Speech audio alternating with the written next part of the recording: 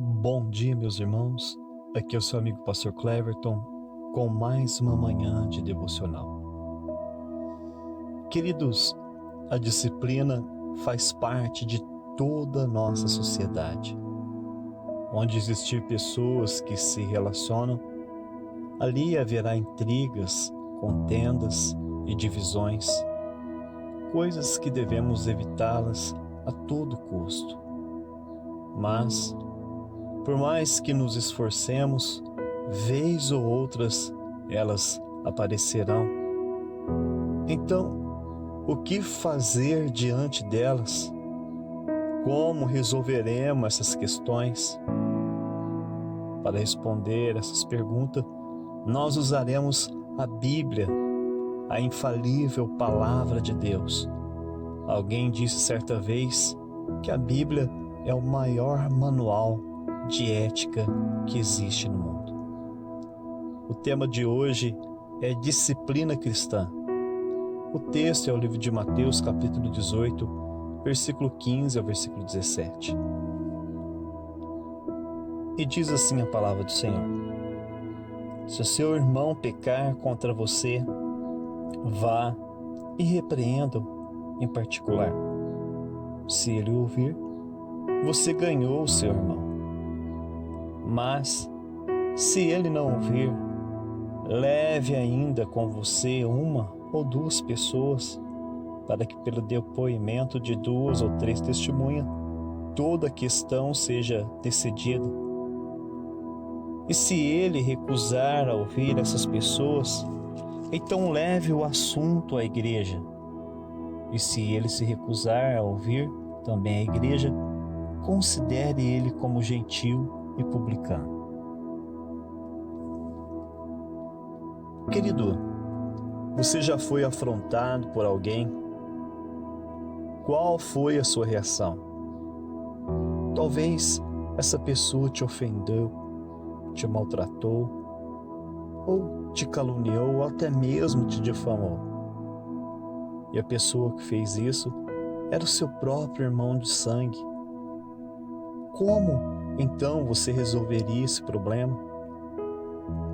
Talvez você diria: se fosse eu jamais lhe perdoaria. Mas, querido, pare um pouco e reflita. Será que essa atitude resolveria o problema?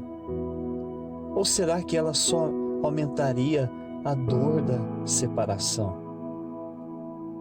Hoje, existem muitas pessoas que agem assim, por impulso. Na hora da raiva, elas destroem relacionamentos que demoraram anos para serem construídos. Outros destroem muitos casamentos de longos anos. Quantas famílias são destruídas pela falta do perdão? Querido, Jesus nos ensina no capítulo 18 de Mateus como resolver os conflitos familiares e os conflitos entre irmãos na igreja. Lembre-se que todo conflito, toda contenda deve ser tratada, deve ser resolvida. Tem muitas pessoas que evitam resolver os conflitos por causa do medo. Querido, se nós não tratarmos da ferida no início, então ela poderá se tornar um câncer no futuro. E ele pode ser fatal, destruindo todo tipo de relacionamento. Por outro lado, tem muitas pessoas que não têm sabedoria para resolver os seus conflitos e, em vez de resolver, acaba piorando a situação. Por isso, nós precisamos pedir sabedoria ao Senhor para resolver qualquer pendência, por menor que seja. Jesus nos ensina aqui que toda diferença entre irmãos tem que ser resolvida, e para que isso seja realizado, deve haver a disposição do perdão mútuo, do perdão ilimitado. Em Mateus capítulo 18, no versículo 15, Jesus diz assim: Se o teu irmão pecar contra você, vá até ele em particular. Se ele te ouvir, você ganhará o seu irmão. Primeiro, Jesus diz aqui que quando somos ofendidos por um irmão ou por qualquer pessoa, nós deveríamos tentar resolver a questão em particular com ele.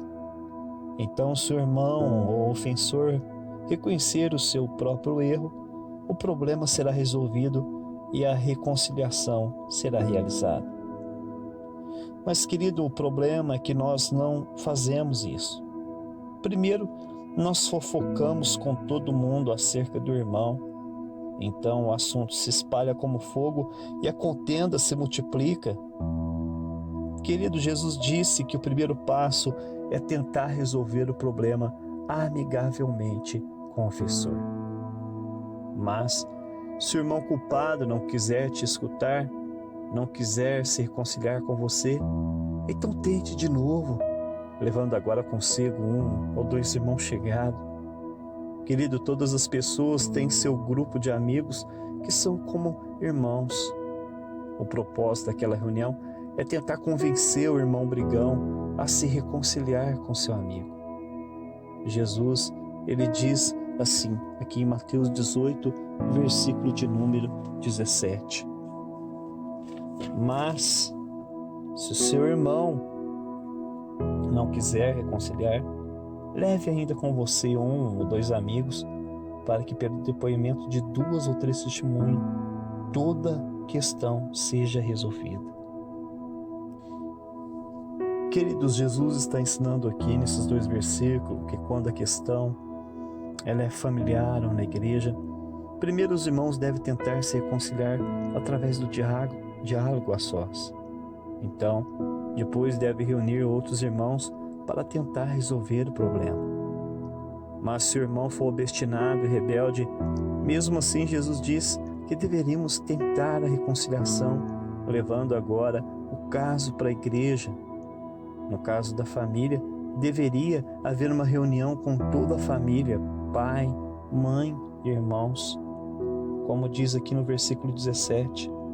E se ele se recusar a ouvir essas pessoas, expõe agora o caso à igreja.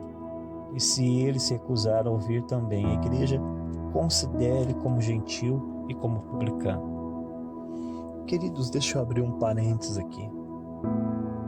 Como nós falhamos em tentar manter saudável os nossos relacionamentos nos dias de hoje.